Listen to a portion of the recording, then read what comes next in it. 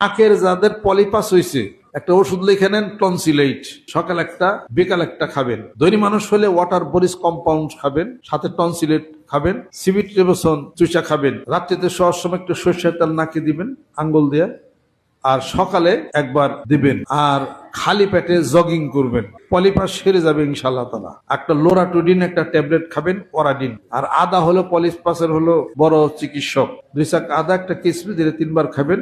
সিবিট খাবেন, রেবসন খাবেন, সুইসা খাবেন, সকাল একবার বিকাল একবার। একটা ওরাডিন ট্যাবলেট খাইবেন। টনসিলেট হোমিও, সকাল একটা বিকাল একটা খাইবেন। সকাল বিকাল একটু আঙ্গুলের মাথা করে একটু সর্ষের তেল দিবেন, সকাল একবার দিবেন, রাত্রিতে শোয়ার সময় একবার দিবেন। আর বিদেশে একটা ওষুধ আছে ওয়াটার বরিস কম্পাউন্ড, যদি না কিনেন দরবারে এনকোবাস সিরাপ আছে। ভিজা শরীরে গেঞ্জি পরে থাকেন না, তারপরে গোসল করেন না, তাহলে পলিপাস কিন্তু সারবো না। আর গোসল করার পরে মাথার চুল ভালো করে একদম মুছে ফেলবেন, ভিজা যেন না থাকে। ভিজা মাথার টুপি মাথায় দেন, এভাবে করে আপনারা করেন।